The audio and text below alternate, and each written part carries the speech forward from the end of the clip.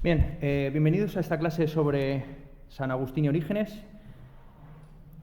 Como yo soy de los que cree con el Evangelio que la letra con sangre entra y que al estudiante se le presupone, como al soldado el valor, pues una cierta politización de izquierdas, vamos a empezar con una analogía con el presente para demostrar, contra aquellos que piensen que la teología y la filosofía son dos cosas completamente distintas, la importancia filosófica a los padres de la Iglesia, como es el caso de Orígenes y San Agustín. Para ello voy a tomar la cita de un amigo mío, José María Bellido Morillas, autor de un blog Confusión de Confusiones, que es el título que tiene un tratado irónico sobre el comercio y las finanzas de José Penso de la Vega, un judío nacido en Córdoba y exiliado en Ámsterdam.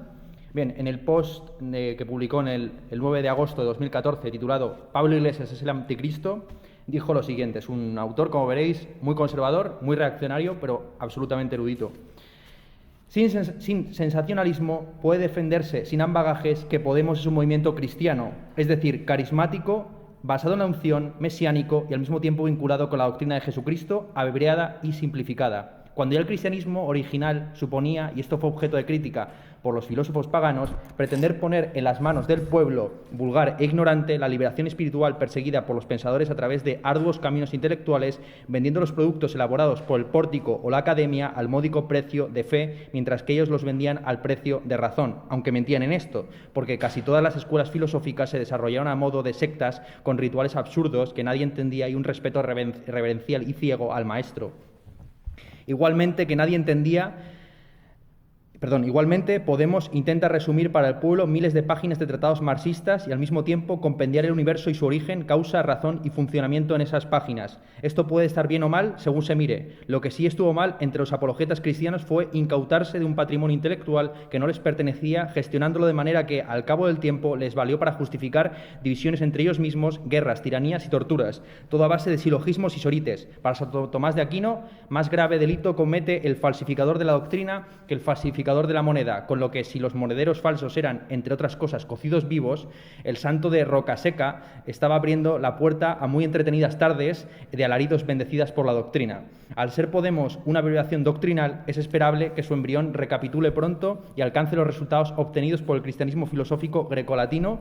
Otros, como el siriaco, semítico, parece que podrían haber ido por otro camino, aunque también abundan en divisiones, banderías y anatemas, en mucho menos tiempo. Y cierra diciendo: el mesianismo chavista ha llegado a su apocalipsis en récord tiempo. Bueno, pues por resumir un poco esta clase, que insisto va a tratar principalmente sobre Orígenes y San Agustín y en menor medida sobre Tertuliano, podemos hacer una analogía con el presente indicando que Tertuliano sería Juan Carlos Monedero. Este es un personaje un poco más vulgar, rastrero y navajero. Orígenes sería Pablo Iglesias, esto es un eunuco, y San Agustín, un personaje mucho más intelectual y filosófico, sería Íñigo Rejón.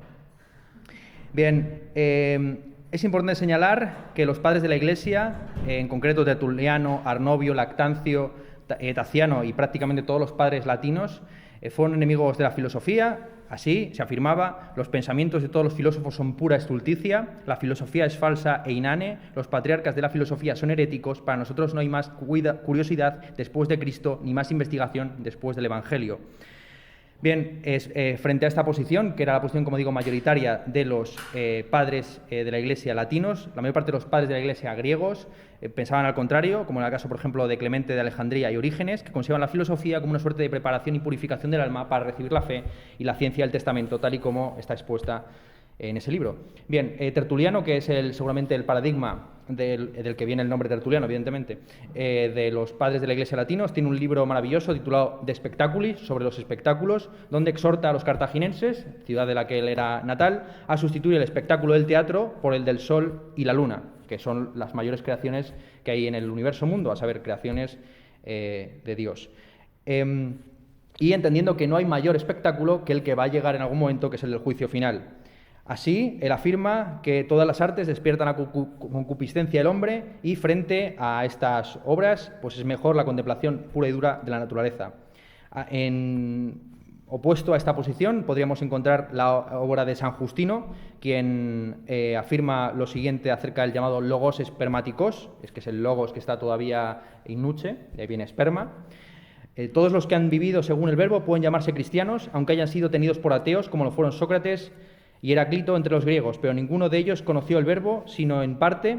La completa comunicación y manifestación del verbo por obra de gracia solo se cumple en el cristianismo. Esta es la doctrina que luego expondrá Jerónimo, el traductor de la Evangelio al latín, en la famosa Vulgata, en su comentario de la Epístola a los Gálatas, diciendo lo siguiente: nadie nace sin Cristo. Bien, esto solucionaba muchos problemas que luego están, por ejemplo, expuestos en la Comedia de Dante, acerca de dónde situar a los hombres venerables de la antigüedad que no recibieron la doctrina cristiana, pero porque llegaron demasiado pronto. Bien, pues él lo sitúa al comienzo en el primer anillo del infierno, o algunos especialmente venerables en el purgatorio, en los primeros estratos del cielo, pero aquí directamente pues afirma que ellos que los que se comportaron acorde al Evangelio, aún sin conocerlo, pues entrarán en el reino de Cristo. Bien. En cuestiones estéticas está bastante extendida, es una posición interesante entre los padres griegos, más que entre los latinos, esto es curioso, que Jesucristo era absolutamente feo, que era más feo que pegar a un padre. De hecho, las analogías con Sócrates, otro feo venerable, pues eran abundantísimas.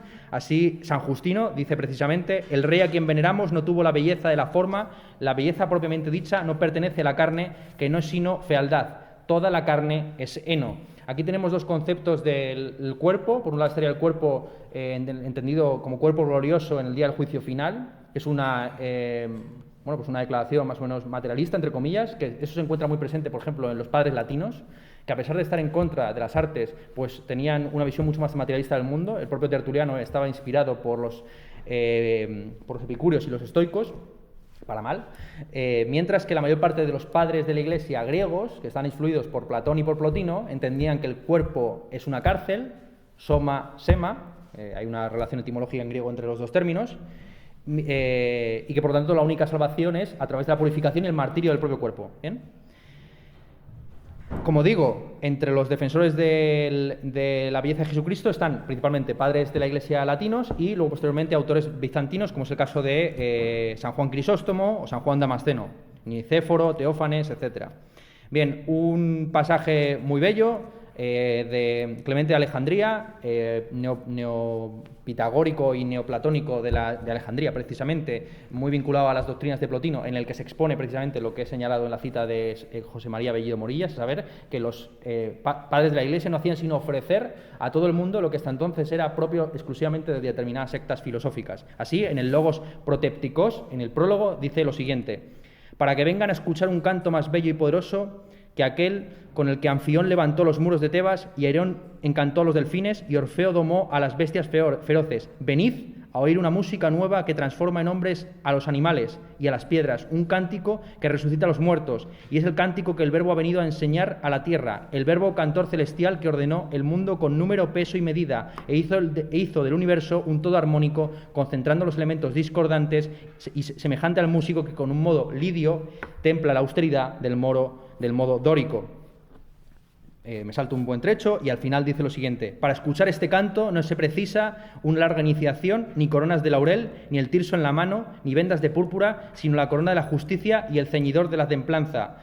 Las puertas del Verbo son espirituales y están abiertas siempre para todos. Desde que el Verbo se hizo carne y habitó entre nosotros, todo el mundo es Atenas y todo el mundo es Grecia. Esto es también lo que dice San Pablo cuando dice que después de en Jesucristo ya no hay ni mujeres ni hombres, ni siervos ni amos, ni griegos y no griegos, ¿no? Y bárbaros. Bueno, luego esto la aplicación práctica es mucho más complicada, ¿no? Pero vamos, esta era un poco podemos llamar la ideología que había de fondo.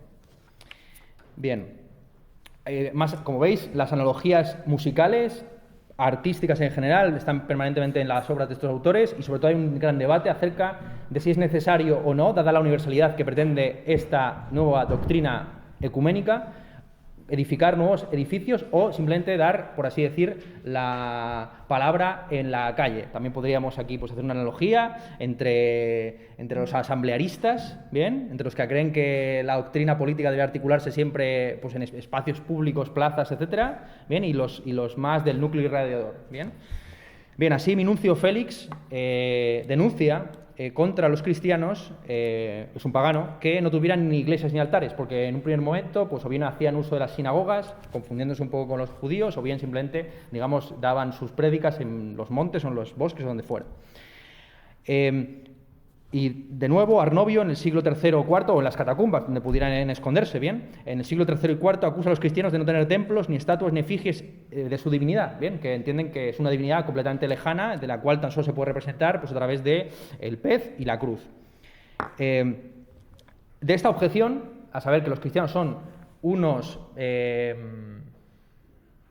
iconófobos, bien, esto es que quieren destruir prácticamente todas las imágenes porque las consideran paganas y máxime pues las imágenes de dioses que mezclan figuras humanas con animales. De esta objeción se salta ya en el siglo, cuando ya se institucionaliza el cristianismo, en el siglo IV, a la objeción contraria, a saber, si Dios es ubicuo, ¿por qué lo encerráis en templos? ¿Y por qué lo administráis a través de una jerarquía eclesiástica? Este problema de si se deberían construir o no templos, que es esencial para luego toda la arquitectura que nos ha llegado hasta el presente, se discutió en el Concilio de Granges y se llegó a la conclusión siguiente: no es a Dios al que encerramos en los templos, sino que son a los creyentes, ¿no? Son como las ovejas. La metáfora que se ofrece es, del mismo modo que las ovejas necesitan del redil para no salirse desperdigadas, así los creyentes necesitan del templo para no andarse por ahí, por los montes, haciendo el eremita o el loco. ¿Bien? En fin, la tradición de construir templos pues se remonta mejor dicho, la tradición de no construir templos sino lanzarse a los bosques pues comienza a partir de pues todas las sectas heréticas y ascetas de Antioquía, bien, como las dirigidas por Flaviano y Diodoro, que se esforzaron pues en combatir esta idea de que no hubiera templos cristianos. Pero ya una vez que se estipulan las leyes de Constantino, pues se garantiza la inmunidad para los artesanos cualificados, escultores, pintores, mosaístas, ebanistas, orfebres y plateros, para que en su tiempo libre pues pudieran dedicarlo a transmitir el virtuosismo a sus hijos en el trabajo de figuras cristianas. Bien, hay una herencia neoplatónica en todos estos autores que vamos a ver, principalmente que viene de Porfirio y de Plotino. En primer lugar, evitar identificar a las imágenes de los dioses con los dioses mismamente. Así, Plotino llega a utilizar en un determinado momento de sus Eneadas la metáfora del espejo para subrayar la distinción entre la realidad y el reflejo, entre el mundo sensible y el mundo ideal. Y del mismo modo, Porfirio, en Algamaton, critica, o mejor dicho, hace una respuesta a la famosa crítica de de Genófanes, acerca del antropomorfismo de los dioses. La crítica de Genófanes dice así: ¿por qué, siendo los dioses tan poderosos y tan ajenos a la voluntad humana y inmortales, se parecen tanto a nosotros? Son adúlteros, envidiosos, etcétera, etcétera. Y se pregunta Genófanes, ¿acaso si los caballos no pudieran esculpir sus propios dioses, esos dioses no tendrían figura caballuna? Bien, hay una objeción brutal, ¿no?, contra la propia idea de divinidad, entendiendo que no es sino una proyección de ciertos ideales en una especie de instancia trascendente. Bien, frente a eso, lo que responde Porfirio es que, dado que el hombre y Dios son similares, hay una cierta mímesis o homoiosis entre el hombre y Dios, el hombre está hecho a imagen y semejanza de Dios, tan solo a través de esa imagen, por muy imperfecta que sea, se puede alcanzar pues cierta entelequia, cierto logos a través de la sensibilidad. Según Filóstrato, el hombre que rechaza las imágenes hace una gran injusticia a la verdad, porque no deja pie a la mediación entre la sensibilidad y el conocimiento del logos.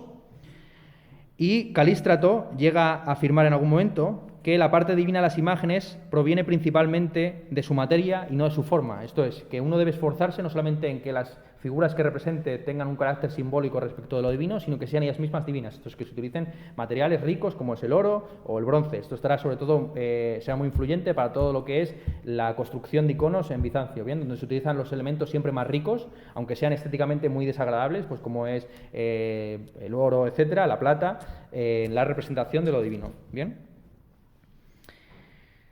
Bien, vamos a entrar ya en Orígenes. Orígenes, un padre de la Iglesia del siglo III, su nombre indica nacido de Horus, era un personaje nacido en Egipto. Su padre, Leoncio, murió como un mártir en el 202 después de Cristo, y el propio Orígenes, que tan solo tenía 17 años por aquel entonces, decidió que él también quería ser un mártir, y así su madre se vio obligada a retirarle toda la ropa y quemarla para que tuviera vergüenza de salir de la casa a gritar por las calles que era cristiano y así no le mataran. Eusebio, que es el que escribe la biografía de Orígenes, llega a decir que su fervor por llegar a ser un mártir llegó hasta el punto que él mismo se autocastró para, cito textualmente, ser un eunuco en el reino de los cielos. Esta fervosidad y esta verbosidad que él utiliza en sus textos llegó a ser utilizado por algunos obispos celosos de él y envidiosos, como el caso del obispo de Alejandría Demetrio, para decirle que era un loco, que era un fanático y que no se podía ordenar como obispo. Bien, la mayor parte de las referencias filosóficas de Orígenes se encuentran en su obra Contra Celsio, que es una respuesta a un polemista que se considera que pertenecía a la escuela del platonismo medio, aunque Orígenes afirma que se trata de un epicúreo. El principal objetivo de ese texto Contra Celsio y de otras obras como Los primeros principios, etcétera, algunos comentarios a Juan, etcétera, es mostrar que aquel que tan solo recibe la palabra de Dios a través del Evangelio en su forma más simple, con las alegorías, etcétera, sabe más que muchos filósofos que se han dedicado durante años a la reflexión, que es lo mismo que habíamos señalado en la primera cita. Aquello que Platón representa de la caída de la reencarnación, la purificación, el mundo ideal, el sensible, el demiurgo, etcétera, no es sino una representación imperfecta de motivos que están en la Biblia, también expresados de manera alegórica. Es más, él afirma que lejos de haber una contradicción directa entre filosofía y teología, Numenio, que era por aquel entonces el filósofo platónico más conocido de la zona de influencia griega, saludó con mucha estima tanto las doctrinas de Moisés como las de Jesús. Bien, frente a otros autores que solían decir que Platón había copiado sus doctrinas de la lectura del Antiguo Testamento, él viene a afirmar lo contrario, viene a afirmar que, digamos, Atenas y Jerusalén son independientes intelectualmente la una de la otra, pero que, del mismo modo que los israelitas tuvieron el derecho a despojar a los egipcios de sus esclavos y de las personas que trabajaban para ellos, asimismo el intelectual cristiano tiene derecho a expropiar a la tradición filosófica griega. Orígenes es un personaje súper importante de la historia de la filosofía y de la teología porque es el primer cristiano en hablar claramente de tres hipóstasis y en hablar del Padre, el Hijo y el Espíritu Santo. Eso no está en los Evangelios más que, de una manera muy sui generis, y había un gran problema realmente entre coordinar al Dios, que es plural de la Génesis, donde se habla de Elohim, que es el plural de él, Dios en siriaco, creo recordar, con la doctrina del Dios que es Logos en Juan y con la doctrina del Dios que es Padre en otros evangelios. Bien, o sea que hay una contradicción o varias versiones de qué es Dios, un Dios que es celoso, que es el martillo de Israel, eso es el Antiguo Testamento prácticamente por todo el rato, y un Dios que es benévolo y que se sacrifica por nuestros pecados. Bien, pues había bastantes problemas en coordinar estas varias versiones de Dios, y esto se empieza a hacer de una manera filosóficamente seria con Orígenes, cuando habla de que hay tres hipóstasis en la Trinidad, que son prácticamente muy similares a las tres hipóstasis que vimos el otro día de Plotino. Bien, él afirma que son homoiousios, esto es que tienen la misma usía, la misma esencia, y vamos a ver un poco más adelante. Ahora bien, de las tres, tan solo se puede hablar de que el Padre es autoteos, esto es Dios de sí mismo, mientras que el Hijo tan solo sería su dinamis o su potencia, su inteligencia. Mientras que el Espíritu es un ser dependiente, es simplemente, dice él, una especie de emanación del segundo, del Hijo, y que tan solo opera en los elegidos, ¿bien? En los que han sido elegidos para obtener la gracia y, por lo tanto, salvarse. De los tres entes, los tres son eternos e incorpóreos, y el Padre sería el Logos, el Hijo sería la sabiduría, y lo que queda por determinar exactamente que Él es el Espíritu Santo. La relación que tiene Dios con las criaturas, que es una relación, podríamos decir, un poco pastoril, esto es del Señor y sus ovejas, afirma Orígenes que los seres humanos son logikoi, esto es, son seres racionales, y que no se deben confundir con las ideas formales de Platón. Hay una crítica importante a Platón y una crítica completa a la idea del mundo de las ideas de Platón. Bien, una cosa muy interesante en la materia que podríamos llamar teología dogmática de Orígenes, en la que vamos a ir muy rápido, es que Orígenes espera que la mayor parte de las almas se purifiquen de manera a través del fuego en el juicio final, pero que, digamos, no va a haber un castigo eterno para los pecadores especialmente reincidentes, ¿bien? Sino que todos, en última instancia, ascenderán, si no al cielo, sí al purgatorio. Bien, incluso llega a afirmar en un determinado momento, insisto que vamos a ir muy rápido sobre estos temas porque son muy procelosos, que el demonio llegará a hacer la paz con el diablo. Bien, esto es una doctrina que le distancia de otros, digamos, teólogos mucho más vengativos, que llegan a afirmar que la felicidad de los benditos consiste en contemplar a los condenados. Quiero decir que uno no es verdaderamente bendito en el cielo, porque claro, una de las preguntas que se planteaba Santo Tomás es ¿cómo es posible que los benditos que están ahí gozando en el cielo, no tengan un cierto remordimiento al saber que en el infierno hay gente puteada? Y dice Santo Tomás, y también lo anticipa ya San Agustín, no, al revés. Tienen su mayor placer es contemplar a los otros ahí, porque ven, no porque sean especialmente sádicos, sino porque ven, porque no hay mayor placer estético que ver a la justicia operar, ¿bien? Y dar a cada quien lo que se merece. Bien, en los primeros principios afirma Orígenes que la naturaleza de Dios tan solo es conocida a través de su revelación en el texto sagrado, pero que esta revelación tiene que interpretarse de manera alegórica. Es uno de los primeros autores pues, que no se empeña en que todo tiene que estar clavado, ¿no? Y que el mundo se creó 3.000 o 5.000 años antes de Cristo, etcétera, etcétera, ¿no? Entonces, digamos que Orígenes es un autor, además, muy contemporáneo, porque está muy al pie de la calle de todos los intentos de conciliar la religión con la ciencia a día de hoy, ¿no? Dándole simplemente una interpretación alegórica, prácticamente de autoayuda, a la Biblia, ¿bien? Así la afirma, él no llega a ese nivel, pero sí que afirma que no hay que entender literalmente que Dios sea fuego, ¿no? Como cuando se le aparece a Moisés en la zarza ardiente, sino que son todo metáforas acerca de su inmaterialidad y su incorporeidad aparte de su eternidad. Bien, aquí se está haciendo una crítica a ciertas interpretaciones materialistas como la que había ofrecido Tertuliano, que entendía literalmente que Dios era el fuego, ¿bien? Y él, frente a esa interpretación materialista, afirma que Dios es principalmente nous, intelecto. Bien, aquí se ve el plumero perfectamente, ¿no? Es perfectamente conciliable con lo que estuvimos diciendo acerca de Plotino el otro día. Bien, sea independiente Dios noético o supranoético, esto es, sea posible su intelección puramente racional o haya que acceder meramente a través de la fe y de las escrituras, lo que es evidente es que Dios no puede ser conocido en su esencia, esto es en su usía, sino en su dinamis, en su potencia, esto es a través de Cristo, ¿no? Yo soy el camino de la verdad y de la vida. Así, no obstante, él afirma una cosa curiosa, que es que frente a algunos que interpretaban un dualismo absoluto prácticamente, una distinción muy clara entre el Padre y el Hijo, de tal forma que afirmaban que Dios, en la medida en que es perfecto, no puede sufrir, sino que el que sufrió en la cruz, ahí, en el último momento, y por eso dudó, era la parte humana de Dios, de Jesucristo. Frente a esa interpretación, digamos que es una interpretación muy griega, porque viene a entender digamos, que los dioses pues, no tienen ese tipo de pasiones o de sufrimientos o de padecimientos. De hecho, como es sabido, la principal objeción que pusieron los paganos a la doctrina cristiana es ¿cómo es posible que un Dios se vaya a encarnar en esa tinaja de mocos y orín que es un recién nacido? ¿Bien? Esto no les cabía en su concepción trascendente de la figura del Dios como algo absolutamente ajeno a la voluntad de los hombres. ¿Bien? Pues frente a eso, la doctrina de Orígenes es la opuesta, es que, a saber, que el que sufrió allí en la propia cruz era el autotheos, el Dios en sí mismo.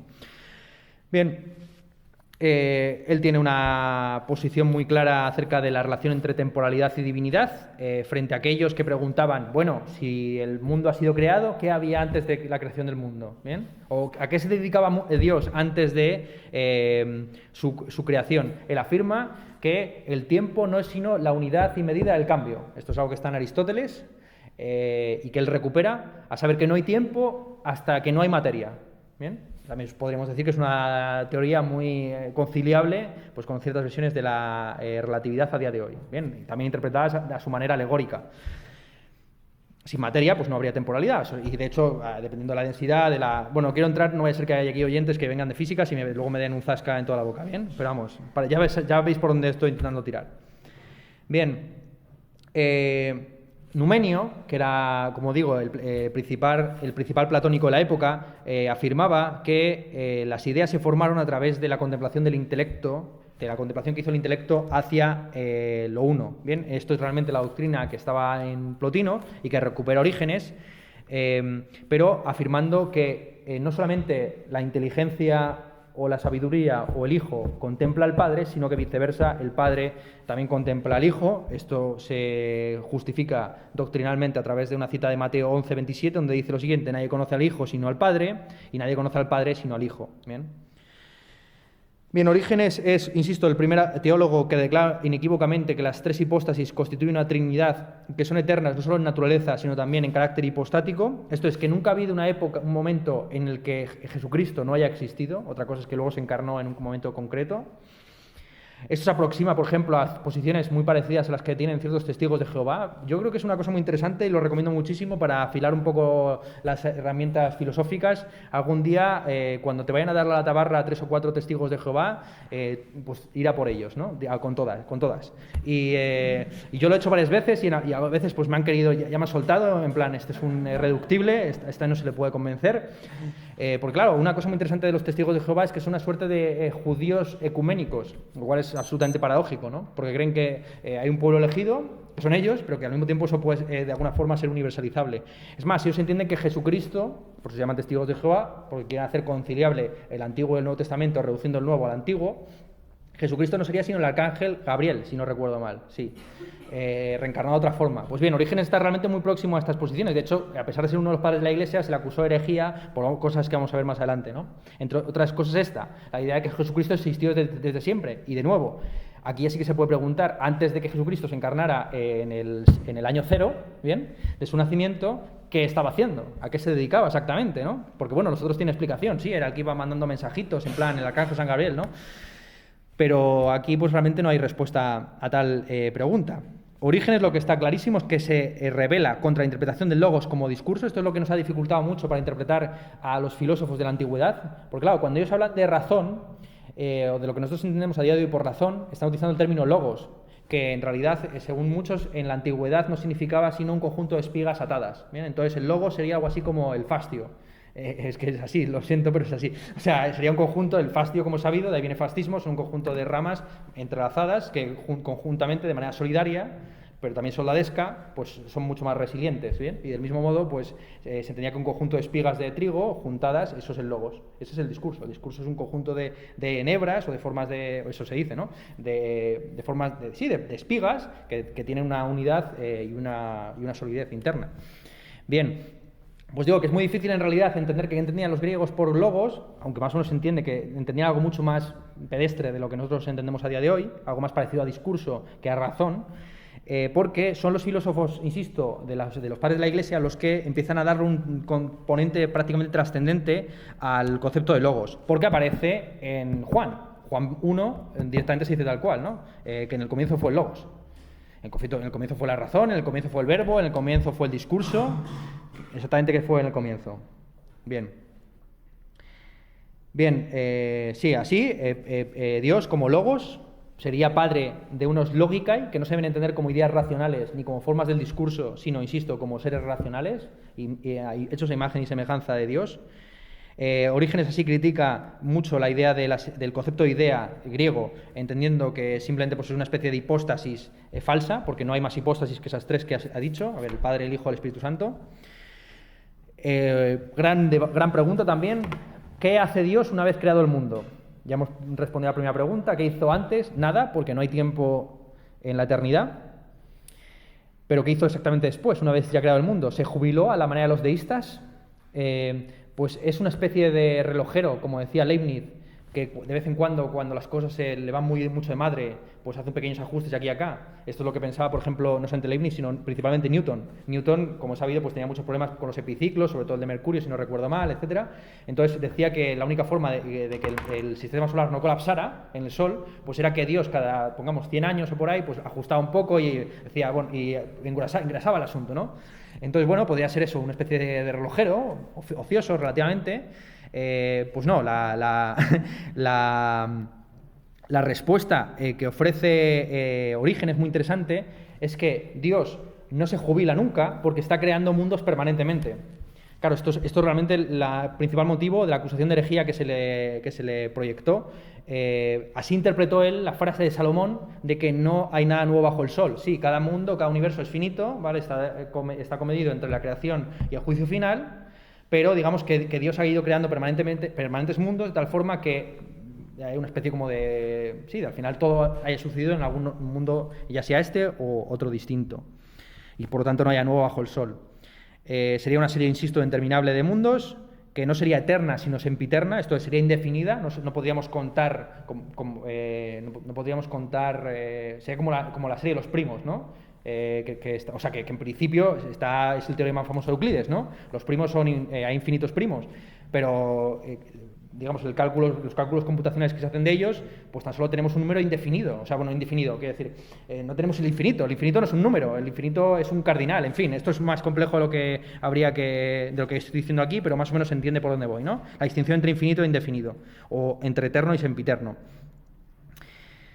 Bien, según así Orígenes sugiere por un lado que, o bien, una de dos, o Dios está creando mundos constantemente, o bien la forma de su creación es una creación material, sino es una creación de permanentes logicae, en un reino noético, donde habría entidades racionales que se van encarnando puntualmente en las diversas almas. Así Dios está permanentemente, por así decir, haciendo un ejército de reserva de almas, por si algún día se le va de stock, ¿no? Bien, Orígenes estipula en su Tratado de la Oración que el hijo no debe ser el objeto de la oración. Esto es curioso porque, bueno, ha dicho antes que tan solo a través del hijo se conoce al padre y viceversa, sino que es el Padre el que debe ser objeto de adoración y de oración y por lo tanto de peticiones, en la medida en que, aunque son homoiesus, tienen la misma esencia, el verdadero hipokeimenon, esto es el verdadero sustrato, sustancia, es Dios. Aquí hay que establecer una distinción, quizás demasiado escolástica, pero que es pertinente. A saber, los griegos tenían dos términos que en latín se traducen por el mismo término, o se traducían por el mismo término. A saber, por un lado hablaban de la usía, esto es la esencia de las cosas, la respuesta a la pregunta ¿qué es esto? Y el hipokeimenon, o la sustancia, que era la respuesta a qué hay detrás de esto o cuál es su fundamento. Bien, según Heidegger, de una manera muy célebre, el principal problema de la filosofía occidental es que los latinos, y en concreto Cicerón, tradujeron tanto usía como hipokeimenon, y también en la Vulgata latina, se tradujeron las dos por substantia, que como dice su propio nombre en latín, no significa sino substantiare, lo que está por debajo. Bien, así se confundió, según Heidegger, el ser con el ente. El fundamento de todas las cosas que se da y que se retrae y lo que son las cosas mismas. ¿Bien? Más o menos es una cosa bastante compleja, pero también podríamos hacer una analogía marxista, ya que digamos Podemos es nuestra caballo de batalla aquí, entre la superestructura y la base. ¿Bien? Cuando Marx dice que esa distinción famosa del prólogo, ¿no?, a la crítica de la economía política, cuando dice que hay una distinción entre base y superestructura, pues es un poco lo mismo, ¿no? Es decir, que la base sería el fundamento, el hipokeimenon, pero la superestructura, que es lo que define una sociedad, que son bueno, hay muchos debates acerca de qué consiste la superestructura exactamente, ¿no? Y si el derecho entra dentro de ella o no. Pero básicamente es lo que define una sociedad por contraposición a otra, ¿no? Bien, así la esencia sería aquello que distingue una cosa de la otra, ¿qué es esto? Y la substancia sería, digamos así, como el pedestal, por decirlo rápidamente, sobre el cual todas las cosas emergen, aparecen y desaparecen. Bien. Como se puede ver aquí, pues Orígenes más o menos mantenía esa distinción, diciendo que Dios era hipokeimenon, era sustrato de todas las cosas, era el autodios, y Jesucristo era en todo caso, compartía la usía, era la misma esencia, pero pero su fundamento residía en el Padre. Bien, que la deidad se incorpore es una premisa, digamos, ineludible de la teología de Orígenes. Si la segunda persona tiene algún sustrato, alguna substancia, insisto, alguna materia, es la voluntad del Padre. Así él interpreta una alegoría muy conocida de Ptolomeo el Gnóstico, que afirma que la sabiduría se descarrió por no tener en cuenta a su consorte Celema, que es la voluntad. Así la inteligencia, que es Jesucristo, digamos, se descarría, o el ser humano en general se descarría si no tiene en cuenta la voluntad, que es Dios. Esto es también una interpretación muy curiosa de la figura de Dios, Porque tradicionalmente la mayor parte de el dios de los filósofos siempre ha sido un dios o bien como idea límite onanista sin ningún tipo de actividad, o bien ha sido principalmente un dios geómetra. Bien, esta es la idea que tenía precisamente, Leibniz. Leibniz afirmaba que Dios es principalmente un calculador, un geómetra, que elige entre los mundos posibles el mejor de ellos, pero no se caracteriza ni por su pasión ni por su voluntad. Frente a esta definición racional de Dios como una especie de proyección a lo trascendente de la razón, los primeros padres de la Iglesia cristianos evidentemente enfatizaban el carácter creador, porque era la verdadera revolución teológica que estaban llevando a cabo, a saber entender que el mundo es finito, que tiene un comienzo y que tiene un final y que todo está determinado por la voluntad de Dios. Bien, la creación se hace, como no puede ser de otra forma, de la nada, ex nihilo nihil fit, decían los latinos, de la nada nada sale, o nada se hace. Esto es, digamos, contra lo que atenta principalmente el cristianismo, pero también la tradición judaica en general.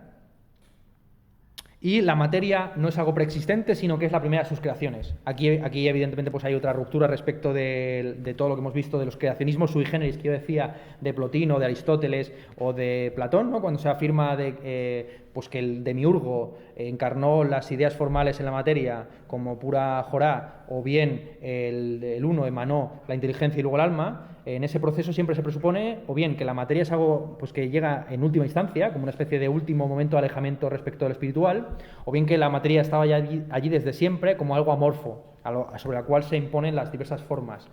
Pues frente a esas doctrinas se afirma no lo contrario, que la materia es lo primero que ha sido creado. ¿Bien? Y aquí volvemos a lo mismo, ¿no? Las posiciones tan ambiguas o tan distintas que había entre los padres de la Iglesia acerca de si la materia era, por lo tanto, en la medida que fue creada lo primero, es absolutamente deplorable y debe ser purgada, o si es lo más venerable y, por lo tanto, cuando nos reencarnemos el día del juicio final, nos reencarnaremos con un cuerpo glorioso, o sea, que no sea exactamente el cuerpo que tenemos en vida, pero que sea muy parecido y será homo Jesús, ¿no? Que tendrá la misma esencia, aunque tendrá distinto hipokemenon. Bien, sobre el pecado y la encarnación... aquí me estaba saltando algo. Sí, un tema interesantísimo sobre esta cuestión de la materia es que Orígenes es el primero que informa en su Filocalia acerca de una objeción que se plantea en la modernidad. Si la materia es simplemente un sustrato sobre el cual se van imponiendo las formas, ¿acaso la materia no es, ontológicamente prescindible? Esto es una objeción que, por ejemplo, está en Berkeley, ¿no? Si ese percipi, si todo ser es un ser percibido, ¿por qué tengo que postular un noúmeno, algo que no aparece en el reino de los fenómenos?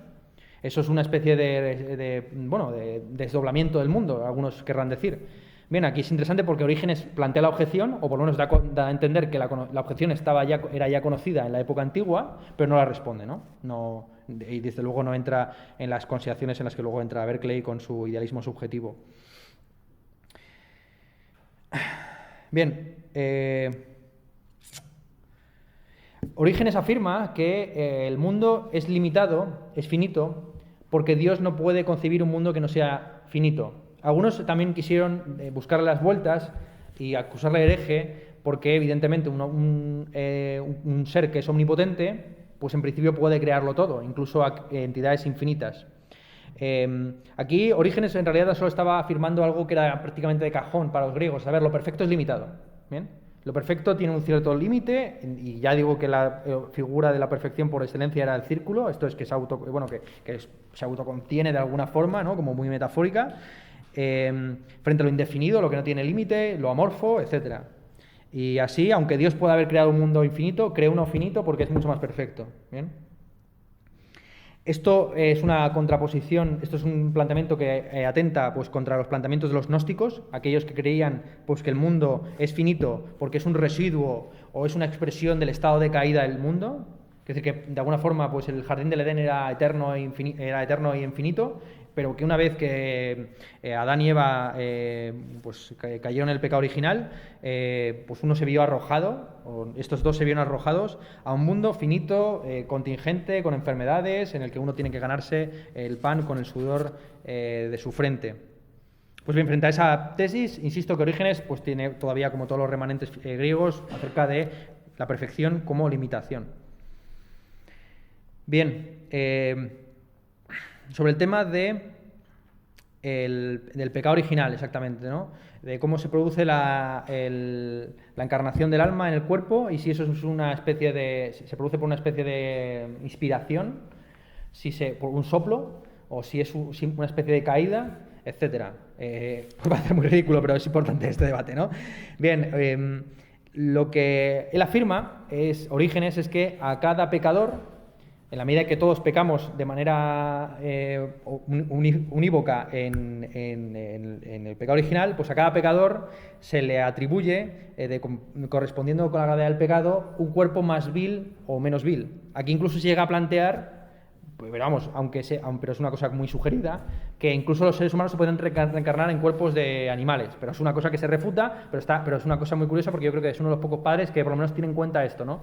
Lo cual indica por dónde va, que va por las doctrinas platónicas, va por las doctrinas plotinianas y va por las doctrinas, evidentemente, pues prácticamente ya indias, ¿no? O hindúes, la encarnación en múltiples especies, etcétera, ¿bien? Y de la ideología de la transmutación de las almas, de su permanente reencarnación y de la reencarnación como una especie de castigo. Bien, la objeción a este planteamiento de que a cada alma se le dio, según su pecado proporcional, un cuerpo más vil y más pegado a la tierra, pues esto lo refuta San Agustín de una manera muy rápida, que es: si esto es cierto, ¿cómo es posible que los demonios, que han pecado de una manera mucho más grave que nosotros, vuelen? Bien, no vamos a entrar en estas disquisiciones, pero es una cosa que permanentemente aparece en todos estos autores.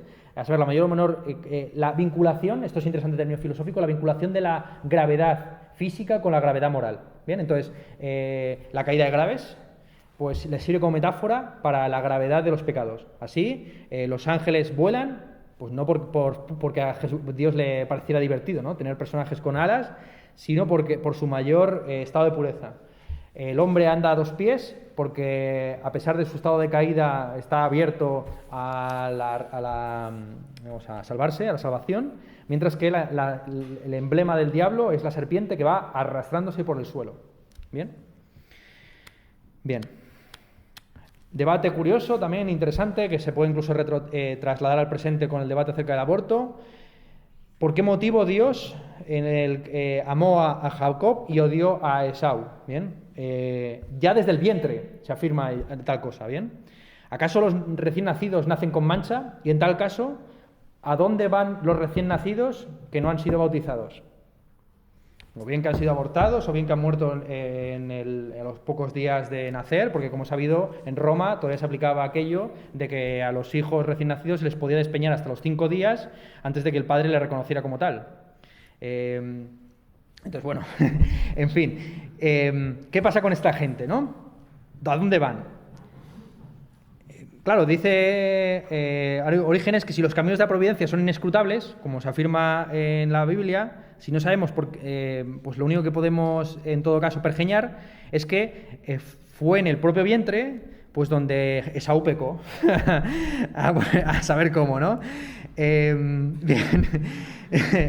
Porque él no quiere caer en el problema evidente, que es una de dos. Si Esaú es puro, si Jacob es puro y por lo tanto recibe la gracia, y Jacob es puro y recibe la gracia, y Esaú no, porque pecó. Cuando si pecó antes, tienes que asumir la transmigración de las almas, y si tienes que admitir la transmigración de las almas, ningún bendito o santo está asegurado de que va a llegar al cielo, porque cualquier cosa que hayas hecho en tu vida pasada o futura te estropea el historial. ¿Bien? Orígenes, y ahora entramos ya en la parte estética, interpretó de una manera muy interesante y alegórica la doctrina de dar al César lo que es del César y dar a Dios lo que es de Dios. En el sentido de que, del mismo modo que la imagen del César está marcada en lo más material que hay en el mundo, a saber, las monedas, que representan lo más vil y económico de nuestro ser en el mundo, así Dios tiene grabado en las almas su sello. ¿Bien? Estamos como el ganado, prácticamente, ahí con él, si se mira de cerca, con la marca de Dios. Bien, entonces está haciendo una metáfora que involucra cuestiones artísticas o estéticas ya de antemano, y que reaparecerá en San Atanasio. San Atanasio utiliza la analogía de la estatua del emperador. La estatua del emperador, que era adorada en toda Roma, como la propia encarnación del emperador Dios, San Atanasio lo interpreta como una composición de idea, de eidos y de forma, morfé, de tal forma que la estatua y el emperador serían la misma cosa, aunque con distinta, con distinta materia. La cita literal es la siguiente: yo y el emperador somos uno, yo estoy en él y él está en mí, quien adora la imagen adora al emperador. San Ireneo prácticamente recurre a la misma figura para hablar de la supervivencia del alma tras la muerte y la resurrección corpórea en el juicio final, ¿bien? Comparándola con la estatua de bronce que se funde después de moldear. Bien, así, del mismo modo que nosotros hemos sido fundidos y moldeados para vivir en nuestra vida finita y comportarnos de una manera u otra, y hemos muerto y los gusanos nos han comido, reapareceremos en el día del juicio final, pero no como zombies, sino volviéndonos a fundir y a moldear en ese cuerpo glorioso, pero con el mismo material. ¿Bien? O sea que, claro, aquí empiezan todos los problemas de qué pasó con los caníbales. Dónde se reencarna exactamente el cuerpo que fue de un hombre que fue despedazado y comido entre 3 y 4. Y luego excretado, etcétera, ¿no? En fin, hay un viaje ahí interesante y curioso. Bien, simplemente mencionar también como transición para ya hablar de San Agustín, que es un poco posterior a Orígenes, mencionar a Dionisio Areopagita, que como mencionamos otro día en clase, puede que fuera el autor del Tratado sobre lo Sublime, y quien establece por primera vez una visión, y que según algunos es uno de los individuos que estuvo presente en Atenas cuando San Pablo dijo que Jesucristo era el Dios al que estaban esperando, porque como era sabido, en el Panteón se dejaba siempre un altar vacío por si acaso había que incluir pues, una nueva estatua. Entonces así había pues, Júpiter, Zeus, Hera, etcétera, pues ponía los nombres de todos los dioses, y en el altar que estaba vacío era para el dios por venir o para el dios desconocido, porque ya le adoramos por si acaso, ¿no? Para que cuando vengan nos dé la tabarra, como hizo Dionisio, que nos montó unas bacanales y unas vacantes y terminó despedazando a nuestros gobernantes, etcétera. Bien, pues este Dionisio Areopagita, que según algunos se convirtió después de ese famoso sermón de San Pablo, ven que el Dios que estáis esperando pues es este que viene a completarlos y a sustituir a todos los demás. Tiene una teoría interesante en el que, más bien pitagórica que platónica, en el que el mundo sería un sistema jerárquico ascendente compuesto de clases o taxis, incluidas las clases sociales. Aquí se incorpora algo que en San Pablo pues, había sido más o menos criticado, ya lo he mencionado, ¿no? Que en Cristo ya no existe ni el hombre ni la mujer, ni el siervo ni el amo, ni el griego o el judío el gentil y el griego el bárbaro, ¿no? Aunque luego dice, evidentemente, que del mismo modo que el hombre sirve a su señor, así el amo debe servir también al suyo. Bien. Dionisio pues, incorpora los elementos sociales y así afirma que el conocimiento pues, se transmite a través de iluminaciones de manera jerárquica, lo que él denomina fotodosia. Fijaos también en cómo, conforme va pasando el tiempo, pues se jerarquiza mucho más la concepción tan igualitaria que había antes de la salvación, ¿no? Antes se afirmaba prácticamente eso de que una vez que se ha encarnado el Verbo en Cristo, todo el mundo es Atenas, ¿no? O todo el mundo es Grecia. Y ahora ya se afirma que hay una iglesia, que hay un papa, que hay unos diversos grados de iluminación y diversas figuras de transición antes de que a ti te llegue la luz emanada de Dios. ¿Bien? Así, Dionisio distingue entre dos tipos de símbolos: los que son similares, que tienen una similitud con el prototipo, y los disimilares, que son mucho más profundos porque obligan a ir más allá, ¿bien? Porque su similitud es una similitud disimilar, anomoia o moietes. De tal forma que es posible no solamente hablar de Dios de manera positiva, afirmando lo bueno o bello que es, sino también de manera negativa, señalando, por ejemplo, lo perverso que es este mundo. Así, por ejemplo, muchos interpretan las películas de Lars von Trier, podemos decir, en el presente, como películas muy cristianas. Esto yo creo que es evidente, ¿no?, en la mayor parte de ellas, porque se muestra a través de figuras pues, muy asentadas en todo lo que es la dramaturgia escandinava, sobre todo con la figura de la loca del pueblo, con toda esa gran misoginia que viene, pues yo qué sé, de Strindberg en adelante. Se muestra a través de la depravación moral, sexual y física incluso, y casi cosmológica, ¿no?, del mundo. Se muestra por la vía negativa, pues cómo hay otro mundo que no es un valle de lágrimas, ¿bien? Vamos, yo creo que está por ahí bastante insinuado en muchas ocasiones, ¿no? Sobre todo en Melancolía y muchas otras películas suyas. Ya digo, este autor es muy interesante porque es el primero que justifica, por ejemplo, que se representara a Dios con la figura del león, que era una figura principalmente concebida como una figura, como el rey de la selva, sí, por un lado, pero también como una figura hostil, como un animal sanguinario, salvaje, etcétera, ¿bien? Y dice que estas representaciones son mucho más profundas porque son representaciones que no llegan al vulgo, porque el vulgo evidentemente no puede comprender que su sufrimiento sea funcional para la providencia divina. De hecho, normalmente, como objeción principal, de manera vulgar, a la propia doctrina cristiana, pues suele decir, ¿cómo es posible que Dios permita que haya un montón de niños mueran en África, etcétera? Bien, ¿no? Bien. Pues Dionisio Areopagita diría que esa es la metáfora más poderosa de Dios, ¿no? Demostrar que a través del pecado original los hombres han llegado a ese estado, ¿no?, de caída en el que, pues hay desigualdades sociales, etcétera, repartos inequitativos. Así el capitalismo, lejos de ser ateo, es la perfecta metáfora por la vía negativa de Dios. Bien. Dice lo siguiente el Dionisio Areopagita en su texto sobre las jerarquías eclesiásticas. En las imágenes sensibles, si el pintor mira sin interrupción a la forma arquetípica, sin distraerse por otra cosa visible y sin dividir su atención hacia nada más, entonces se podría decir que duplicará la imagen y que mostrará la verdad en la disimilitud, el arquetipo en la imagen, lo uno y lo otro, excepto por su distinta naturaleza. Y sobre los nombres divinos, que es un texto que luego influye mucho en los neoplatónicos florentinos, pero también en San Isidoro de Sevilla, uno de los padres de la Iglesia en España, dice lo siguiente: pero en las cosas existentes decimos que es hermoso lo que participa de la hermosura y llamamos hermosura la que es causa de todo ser hermoso y de todo esplendor y armonía, a la manera de una luz que reparte por todas las criaturas sus rayos o de una fuente irrestrañable que comunica donde quiera sus aguas. Bien, esta es la doctrina, digamos, de los autores previos o más o menos coetáneos a San Agustín. Vamos a entrar directamente en San Agustín, no voy a hablar mucho de su biografía porque yo lo que recomiendo aquí simplemente que os leáis las Confesiones, que es para muchos uno de los primeros tratados biográficos de la historia de Occidente.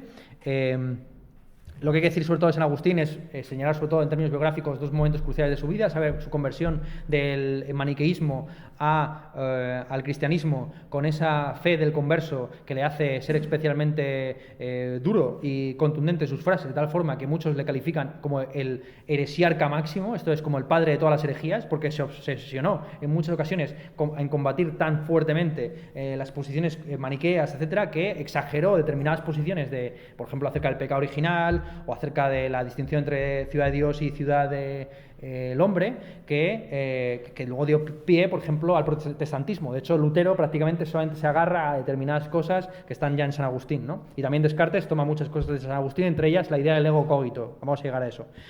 Bien, entonces simplemente señalar dos momentos. Por un lado, la conversión y por otro lado, la caída de Hippo Regius, donde él era obispo en el norte de África, por eso se sospecha que era negro, asedada por los vándalos. De hecho, le estaba escribiendo sus últimas palabras, sus últimas frases de la ciudad de Dios, cuando la ciudad está siendo asaltada por los vándalos. Bien, entonces esos son los dos grandes momentos: el asalto de la ciudad por los bárbaros y la destrucción del mundo romano clásico y su conversión del maniqueísmo al el cristianismo. Bien, para Agustín, el ser humano individual es un compuesto evidentemente de cuerpo y alma, como prácticamente para todos los autores cristianos, que ya no establecen la división que está tan marcada entre los griegos, entre las tres partes del alma, entendiendo que el alma es simple, individual y indivisa, ¿bien? Porque si no, no habría retribución, digamos, la retribución podría de alguna forma escamotearse y uno podría decir, no, pequé, pero no pequé yo, pecó mi parte vegetativa, o pecó mi parte sensitiva, ¿no? Fue el hígado el que pecó, no yo, etcétera. Bien, esto es interesantísimo porque la concepción unitaria del cuerpo y del alma es algo que viene es algo que digamos llega muy tarde en la historia de la humanidad. Como he sabido, pues eso sabemos por paleoantropología y demás, los pueblos llamados salvajes, pues no tienen un concepto para el cuerpo humano en su conjunto. Entonces hablan tienen el sentido de las extremidades, del torso, de la cabeza, etcétera, pero digamos que no hay una concepción unitaria del cuerpo, ¿no? ni del alma, sino que hay diversos espíritus, divinidades, figuras, entidades que atraviesan ese cuerpo, ¿no? Bien. De hecho, no es hasta los concilios, propiamente dicho, en el que se articula el concepto de persona, principalmente por los debates acerca de Jesucristo y de si en Jesucristo hay un desdoblamiento y en Jesucristo hay dos personas. Es como una especie de esquizofrénico, ¿no? Que algunos días se levanta hombre y otros días se levanta Dios, como una especie de Superman, ¿no? Que algunos días pues convierte el agua en vino y otros días pues se deja al muy idiota atrapar y crucificar en la cruz. Pues no es como ¿cómo está? Lois Lane, en fin, estos, ¿no? Lo de Superman, etcétera, Batman. No es un superhéroe, en él anidan, digamos, las dos formas del verbo, la tercera incluso como Espíritu Santo, en una sola misma persona. Bien, las tres hipóstasis es una sola persona. Bien, bueno, volvemos al asunto, ¿no? Entonces, San Agustín entiende que el ser humano individual está compuesto de alma y cuerpo, pero que evidentemente el alma, por así decir, manda de manera imperativa sobre el cuerpo. Al principio de su obra le da una importancia muy sustancial a la inteligencia, pero a partir de un determinado momento empieza a incorporar la importancia de la voluntad, y que eso sería aquello que tendría de igual y semejante el hombre a Dios, a saber, no tanto su logos cuanto su célema, su voluntad. La principal diferencia entre el alma del ser humano y el resto que no hay tantas, ¿no?, de figuras intelectuales o de logokai, es que la alma humana puede ser sometida a volubilidad y mutabilidad. Esa mutabilidad se denomina libre arbitrio, y es aquí, en San Agustín, donde el libre arbitrio adquiere un elemento prácticamente esencial. Sin el libre arbitrio no se explica ni la Teodicea, ni la caída del hombre, ni nada por el estilo, ¿no? Porque, claro, uno podría interpretar que en fin, se pecó en el paraíso, como se suele interpretar de determinadas interpretaciones más chirulas a día de hoy, pues porque Eva era una depravada, así de sencillo, porque era malvada. ¿No? O sea, quiere decir que hay unas interpretaciones misóginas que no tienen en cuenta la importancia del libre arbitrio. La importancia del libre arbitrio en la decisión que tomó el ser humano de comer del árbol de la sabiduría y, por tanto, plantear un reto respecto de la ley impuesta en ese reino de los justos. Bien. Así, su principal obra de juventud, la primera que escribe habiéndose convertido al cristianismo, la termina alrededor de 395 después de Cristo, es de libre arbitrio, sobre el libre arbitrio, en el que San Agustín se ocupa de una manera, por manera sistemática, el problema que ya hemos visto que es recurrente, a saber de dónde provienen las almas. Y lo hace de una manera sistemática, insisto, porque tiene en cuenta todas las posibilidades lógicas, más o menos todas las posibilidades lógicas, y apagógicamente va refutándolas prácticamente todas hasta quedarse con la suya. ¿Cuáles serían las cuatro posiciones que él pretende sistemáticas acerca del origen del alma? Bien, el alma, según una primera hipótesis, que es la llamada hipótesis del misionero, podríamos llamarla así, sino una relación acerca de la postura, es que el alma fue enviada por Dios para administrar el cuerpo, como una especie de funcionario. La segunda hipótesis, que es la llamada hipótesis voluntarista, es que el alma viene a habitar el cuerpo por su propia elección. Entonces, por así decir, que hay en el cielo hay una especie de supermercado de cuerpos, y cada alma va, según el dinero que tenga, comprando un módulo, un modelo u otro. La hipótesis traduccionista, que afirma, que estipula que no hay...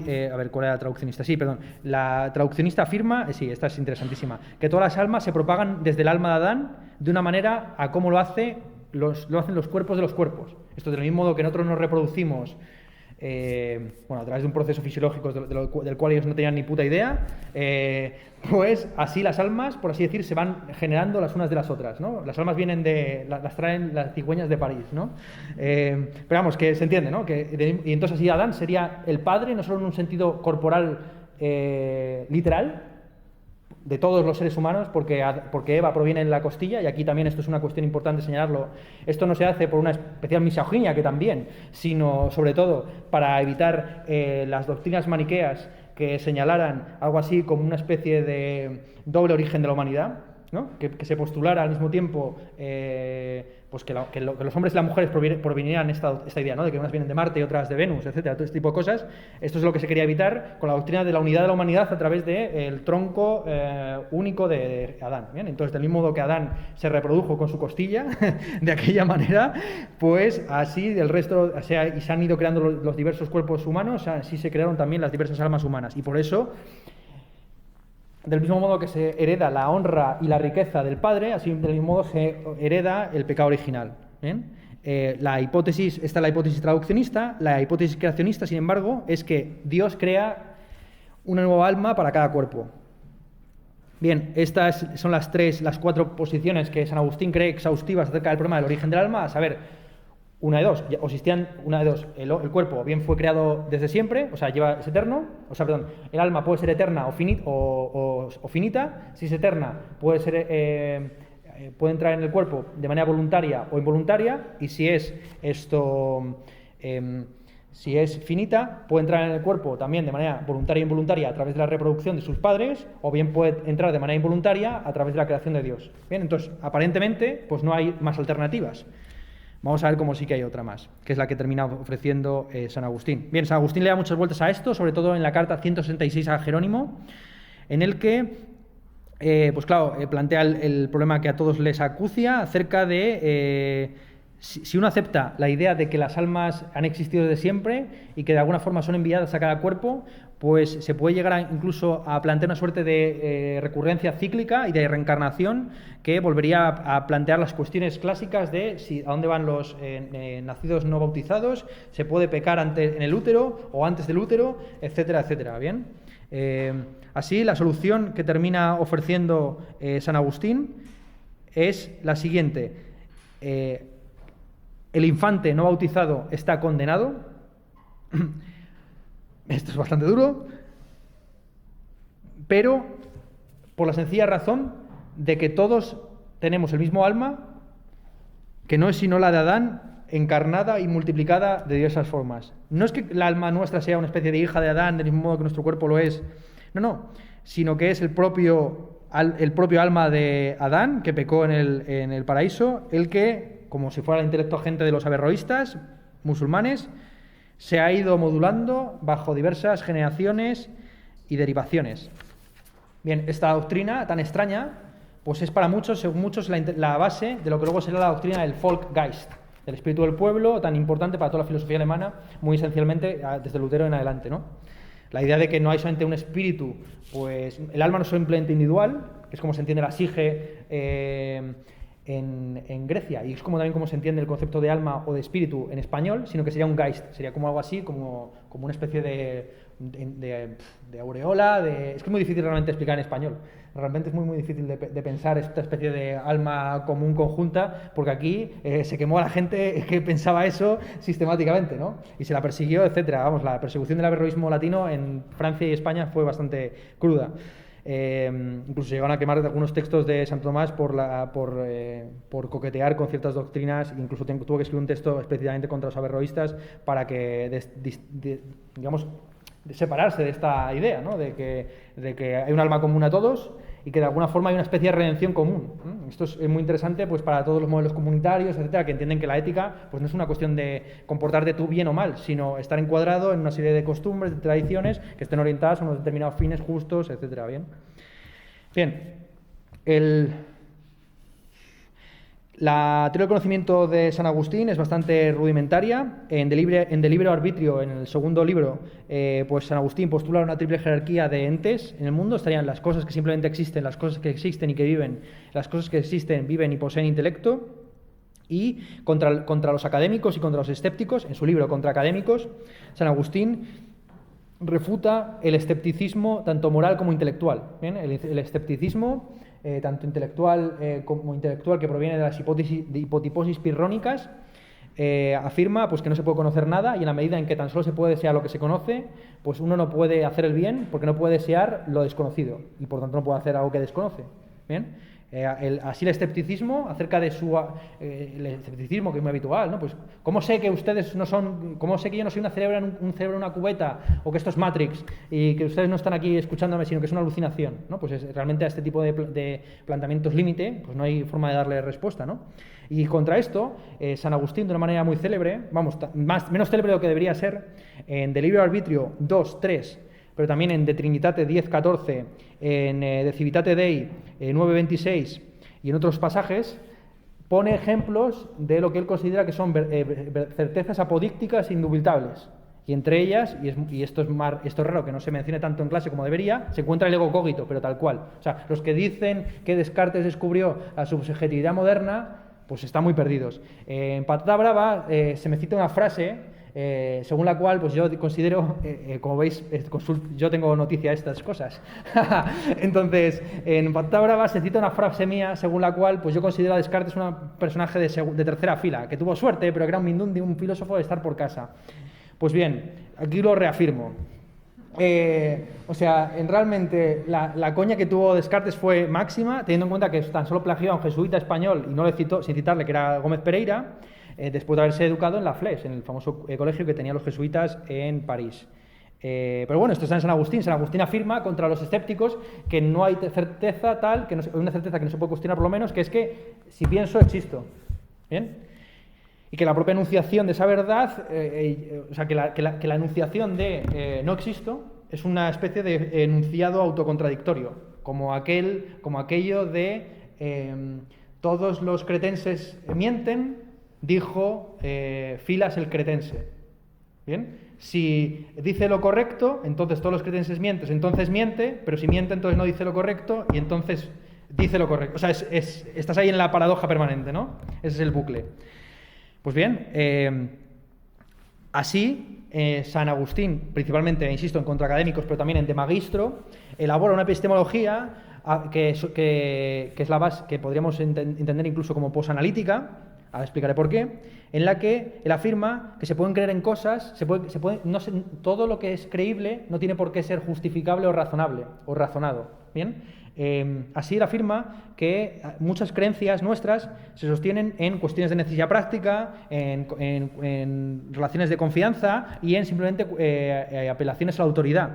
En De Magistro afirma San Agustín que es imposible verificar todas nuestras creencias acerca de la historia y acerca del mundo, porque en muchas ocasiones nunca estuvimos en el lugar de los hechos. Entonces, uno tiene que confiar o creer en que lo que se ha contado, por ejemplo, acerca de Pericles es relativamente cierto o aproximado, pero digamos, no deja de ser una creencia más o menos fiable, pero no cierta y comprobada 100%. Así, la pretensión que tienen los escépticos de que tan solo podría haber o bien las verdades matemáticas tipo 2 o 2 más son 4 o todo lo demás es ya absolutamente falso, es una visión muy maniquea del mundo, una visión en la que la divide entre las certezas indudables y el reino de lo absolutamente falso. Entre medias, él afirma que se encuentra aquello en lo que podemos confiar, aquello en lo que podemos creer sin necesidad de argumentación, entre los cuales se encuentran los dogmas del cristianismo. ¿Es razonable, se puede justificar, no se incurre en contradicciones al decir que Dios es uno y trino? Sí, pero también uno no está seguro de que el sol se vaya a poner o a salir mañana y sin embargo pues ponemos el reloj, etcétera, ¿no? En fin, hay una serie de rutinas, de creencias que no están justificadas, pero que no por ello desechamos. Esto es exactamente lo mismo que dice Wittgenstein en su libro sobre la certeza. A saber, hay diversos juegos de lenguaje, bueno, a su manera, ¿no? Hay diversos juegos de lenguaje, todos ellos tienen fundamentos de barro, pies de barro, pero no por ello, digamos, estamos en un permanente escepticismo. Cuando Descartes sale de su duda metódica en su habitación junto a la estufa, no duda acerca de la realidad empírica del coche de caballos que está a punto de arramblarle, ¿bien? Y del mismo modo, por un ejemplo Wittgenstein muy interesante, no cuestionamos permanentemente todas las presunciones que están por debajo de una afirmación. Así pone Wittgenstein como ejemplo, en una clase de historia, si un alumno levantara la mano y preguntara ¿cómo sabemos que el mundo existe?, sería tratado literalmente como un loco, porque las preguntas se mueven a otra escala, y cuando hablamos de historia, cuando hablamos de filosofía, podemos cuestionar ciertas cosas, pero no podemos cuestionarlo todo, ¿no? Como si yo cuestionara aquí la etiqueta, por ejemplo, y me desnudara. Bueno, podríamos hacerlo, ¿no? Pero digamos que hay ciertas cosas que son ciertas en el ámbito práctico, lingüístico, lógico y moral, ¿bien? Sobre el conocimiento externo, San Agustín es curiosamente muy empirista. De hecho, él afirma que la relación de la mente con los objetos sensibles, sobre todo, es una cuestión de atención, como una forma de darse cuenta de la presencia de un objeto delante nuestra. Él llega incluso a plantear una hipótesis según la cual no son los rayos de la luz los que se imprimen en nuestra retina, sino viceversa. Digamos que son una especie de tentáculos los de nuestros ojos que tocan los objetos como una suerte de sonar o de radar o de escáner y obtienen una especie de señal de vuelta. Así, verdaderamente así se explicaría, por ejemplo, el tipo de injerencia causal permanente que se está teniendo el alma respecto de lo material. Es algo que se plantea también en Descartes. Como sabía, por ejemplo, muchos críticos de Descartes pues le decían que si uno se tomaba en serio la división tan tajante entre la res cognitas y la res extensa, entonces éramos como una especie de espectadores de nuestra vida, porque nuestro cuerpo funcionaba de manera puramente mecánica, como una res extensa, compuesta de partículas, etcétera, y nuestro alma quedaría como un espectador puro y duro, ¿no? Y entonces la duda aquí es dónde está el lugar a través del cual el alma, interfiere causalmente en la res extensa. Y él sostenía que el lugar en el que el alma o la res cogitans toca a la res extensa y por lo tanto puede incidir en ella es en la glándula pineal. Bien, pues San Agustín no se plantea estas cuestiones pues porque entiende que el propio cuerpo humano pues tiene una capacidad de agencia independiente de si el mundo tiene un carácter mecánico o no. O sea, no es un mecanicista, por decirlo rápidamente, ¿bien? Según De Magistro, insisto, San Agustín afirma que la eficacia del lenguaje depende en última instancia del conocimiento directo del mundo, lo que presupone, como digo, una visión muy empirista del conocimiento de las verdades externas. En el libro primero del Libre Arbitrio, San Agustín se esfuerza en construir una teodicea antimaniquea, en el cual se justifica la existencia del mal en el mundo sin apelar a su independencia ontológica. Esto es, el mal no debe ser un principio independiente del bien, sino una suerte de depravación o de falta o de error. ¿De dónde proviene el mal? Según según San Agustín, proviene de la libertad humana. En la medida en que Dios creó a los hombres libres, les dio la posibilidad de elegir entre el bien y el mal, bien, y así, San Agustín duda mucho, entre los primeros tomos del Libre Arbitrio y sobre todo el tercer tomo, acerca de hasta qué punto el ser humano es responsable parcial o completamente del mal en este mundo. Hacia el final de sus días llegó a afirmar que prácticamente que el hombre se encontraba en un estado de depravación total. Evidentemente, estás en un momento en el que Roma se está despedazando, los vándalos están a la puerta de tu ciudad, pues eres muy poco optimista, ¿no? Acerca de la benevolencia de los seres humanos. Así él llega a afirmar en determinados pasajes que no es sino gracias a la gracia divina que la voluntad humana puede elevarse del estado de caída en el que se encuentra y hacer algún tipo de acto benévolo o bondadoso.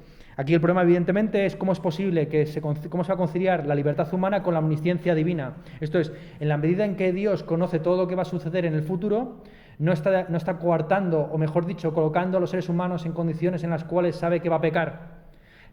Vale, se puede pensar que vivimos en un mundo malo porque el ser humano ha pecado y esto es una especie de castigo muy perverso, como una especie de pasaje del terror. Pero lo más cojonudo de todo esto sería que Dios supiera que nosotros podíamos haber hecho algo distinto y aun a sabiendas de que estábamos condenados ineluctablemente a comernos esa manzana, no hubiera hecho nada para evitarlo. Bien, esto muestra que o bien es un sádico o bien no conoce el futuro tan bien como pretende. Esto es un problema que se plantea hasta los jesuitas españoles, donde se dice que Dios tiene una ciencia media. Para que os ponga un ejemplo de ciencia media, muchos dicen que Amazon sería la encarnación de la ciencia media. A saber, ya sabe antes de que tú vayas a comprar lo que tú vas a comprar. ¿Cómo? Pues a partir de tus decisiones previas, etcétera, ¿no? Entonces, la mayor parte de los algoritmos de Internet funcionan como la ciencia media de Dios. Saber, Dios sabe, Dios empuja pero no ahoga. Esto es, Dios te coloca en circunstancias en las cuales sabe con cierta probabilidad lo que vas a hacer, pero te deja en la decisión de tomar los dos caminos, ¿no? Con Cristo o sin Él, etcétera, ¿no? Pecar o no pecar, como está el mundo así dicotómico del bien y del mal.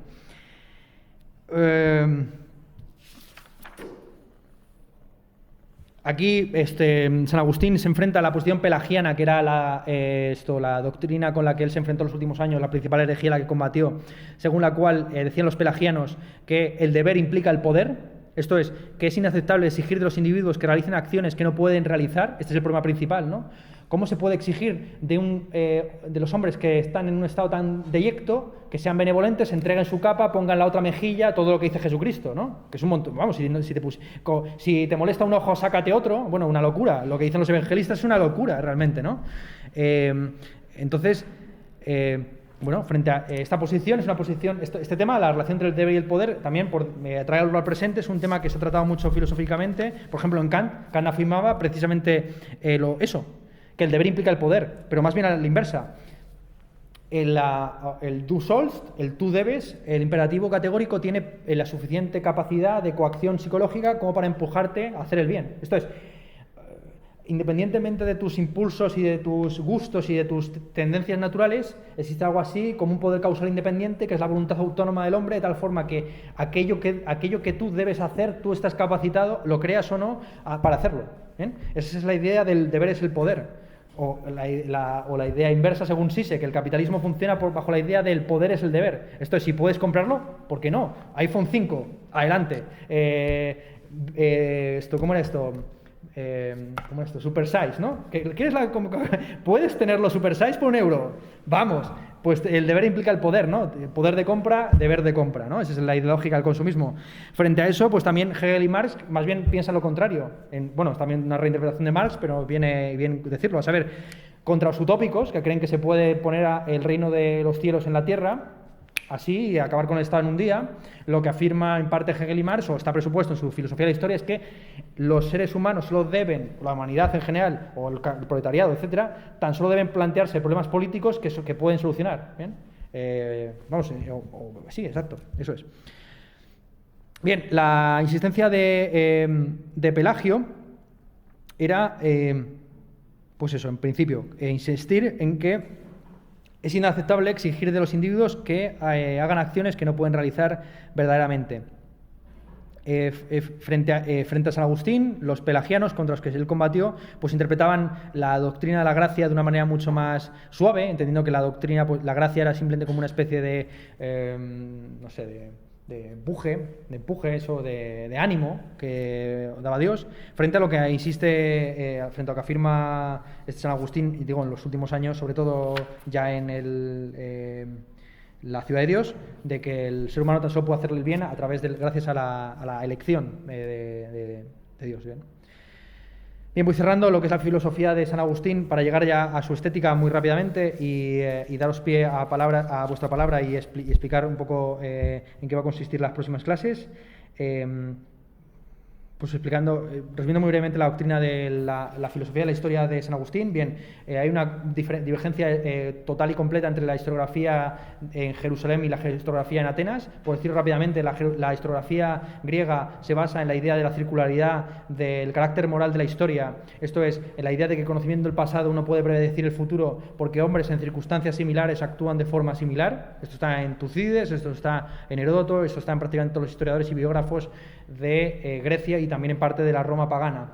Bien, está esta idea de que la historia no debe contar las historias singulares, individuales, puntuales, puramente anecdóticas, sino aquello que de universal hay en lo concreto. Lo que afirman lo que está presente en buena parte del Antiguo Testamento es lo opuesto, a saber, la historia debe contarse como una especie de línea de singularidades concatenadas donde no hay vuelta atrás. Bien. Así, hay un antes y un después antes de la caída de Adán y Eva, hay un antes y un después antes del diluvio universal, en el que no actúan fuerzas ineluctables, sino individuos concretos que toman decisiones irreversibles. Esta es la clave. No hay vuelta atrás, no se va a repetir la historia, no va a haber no hay segunda caída, una vez y no más, ¿bien? No hay un antes y un después de Jesucristo, ¿bien? Así, abordado San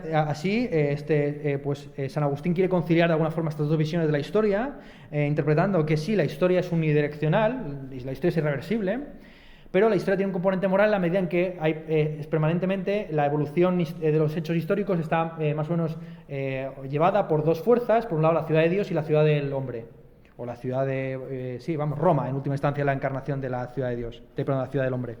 La ciudad de Dios sería en alguna forma, muchos han querido interpretarlo así, como la iglesia, ¿bien? Bueno, cierro ya rápidamente. Aquí está también evidentemente la base de lo que luego será la separación de la iglesia y el Estado, ¿eh? Eso es una cuestión que también se plantea a día de hoy, cómo es posible que en la religión musulmana no se haya articulado todavía una suerte de reforma protestante, aunque habría mucho que criticar del protestantismo, en el que se haya separado de alguna forma la Iglesia del Estado, y muchos afirman que esto se debe, pero no solamente, insisto, no solamente en la religión musulmana, sino que también en la Iglesia ortodoxa, o como se ha visto, por ejemplo, cuando Putin va al Monte Athos, ¿no? Y es investido prácticamente como un nuevo Mesías, o cuando la Iglesia, la reina de Inglaterra es al mismo tiempo el jefe, la jefa del Estado, la cabeza del Estado y la cabeza de la Iglesia, ¿no? Esa identificación entre religión y política, pues es algo que por lo menos en San Agustín queda bastante extendido, y de hecho muchos dicen que San Agustín es el padre del anarquismo. Bueno, San Agustín es el hombre más perverso de Occidente. Esto es lo que dijo, según cuenta un profesor mío de la Autónoma, contaba en época memorable, es Tomás Pollán, que le dijo Michel Foucault cuando se lo encontró a la puerta de la Sorbona: estoy escribiendo un libro sobre San Agustín porque San Agustín es el hombre más perverso de la historia. Y lo decía un hombre que, bueno, ya leed la biografía de Foucault, si queréis. Finalmente vamos a llegar a la estética. La estética de San Agustín es una estética interesantísima, en la que, bueno, como muchos de estos autores, pues se plantea el tema de si hay belleza o no en los cuerpos, aunque él afirma que hasta aquellas personas que aman lo depravado, pues están amando alguna forma de belleza de segunda orden.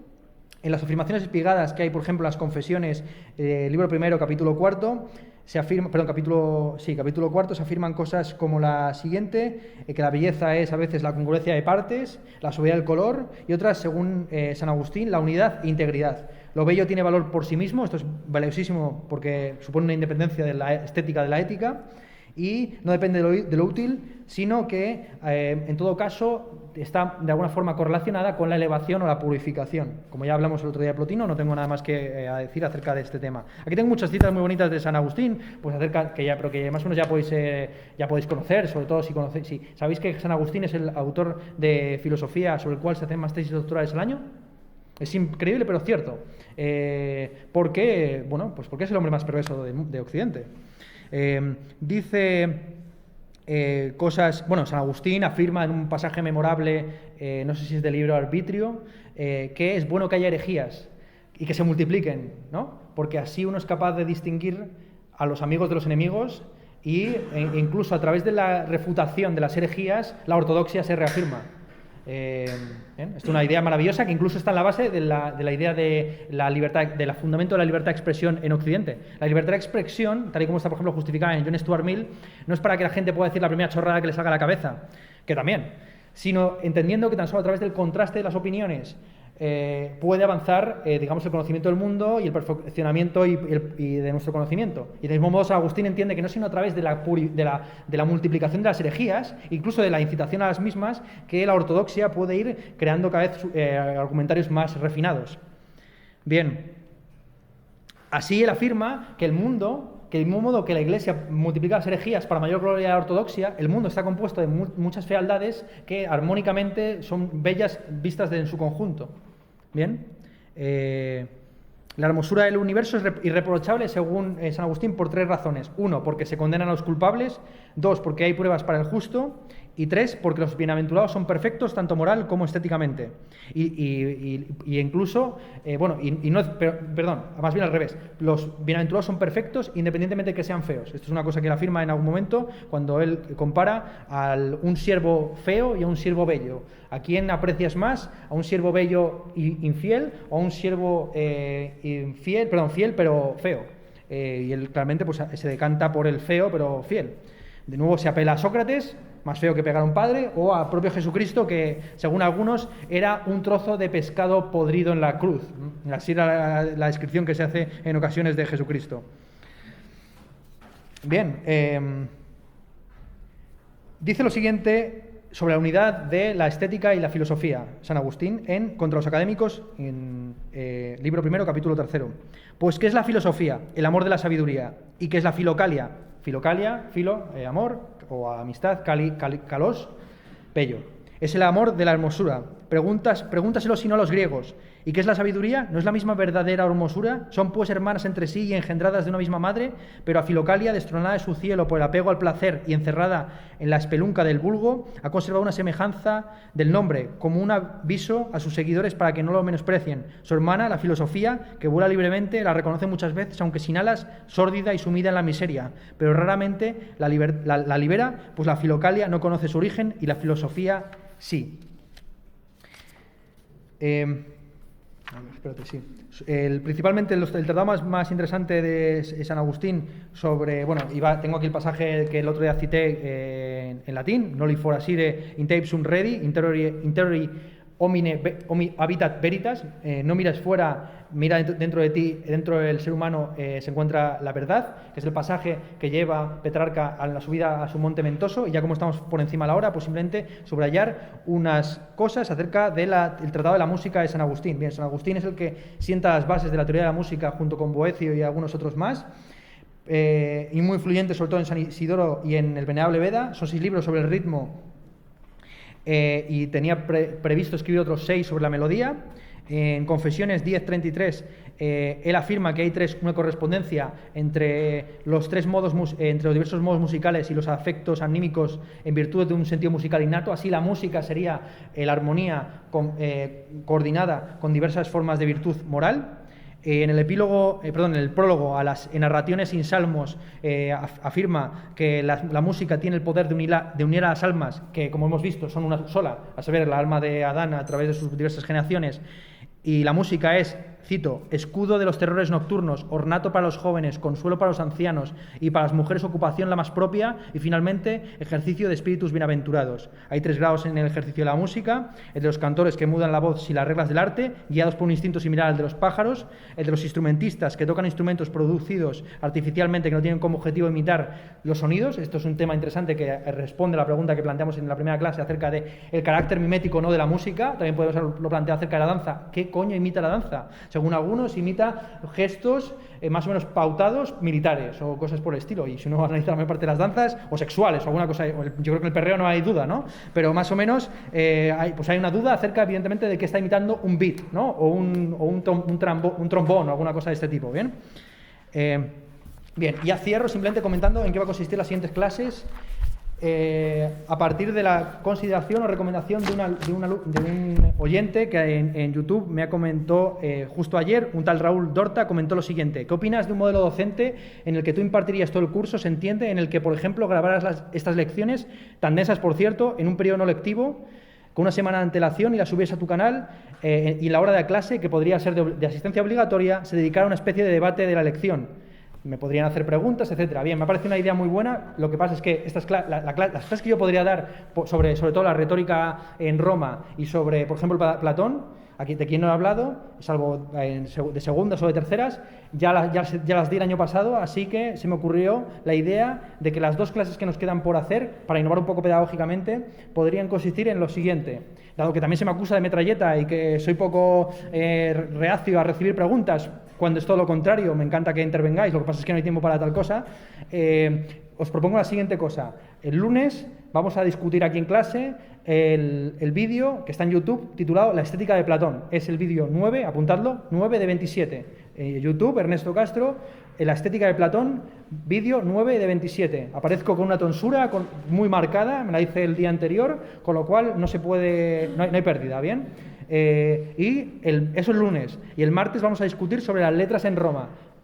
Clase 15 de 27. Repito, 9 de 27 el lunes, 15 de 27 el martes. ¿Vale? Uno es sobre la estética de Platón y el otro de las letras en Roma. En una se habla de la estética de Platón y en la otra de la retórica y la oratoria.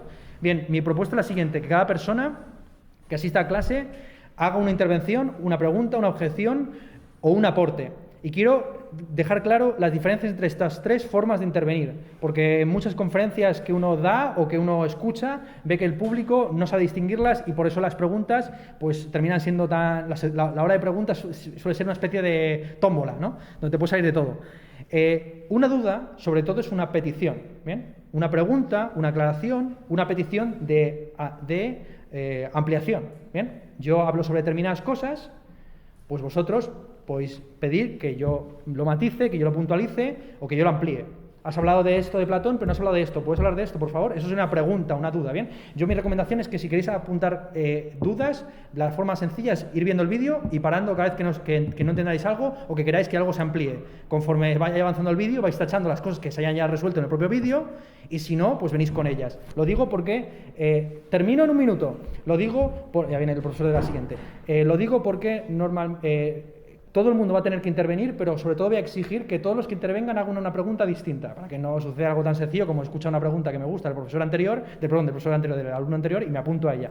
Así que yo recomendaría que os vierais los vídeos del comienzo al final, os apuntáis una lista y conforme también los compañeros vayan interviniendo, pues fuerais tachando las preguntas que han sido planteadas, ¿vale? Para que se escuchara el mayor número de voces, el mayor número de dudas individuales, ¿ok? ¿Qué es una objeción? Una objeción es algo en lo que se discrepa. Yo adoro las objeciones, ¿vale? Pero siempre y cuando se distingan del otro. O sea, es un punto en el que vosotros entendéis que yo estoy equivocado. Y aquí podéis venir, como ya he dicho, en lo del Zasca. Por ejemplo, he hablado de la teoría de la relatividad y a lo mejor aquí hay una chorrada. Pues venís y me refutáis.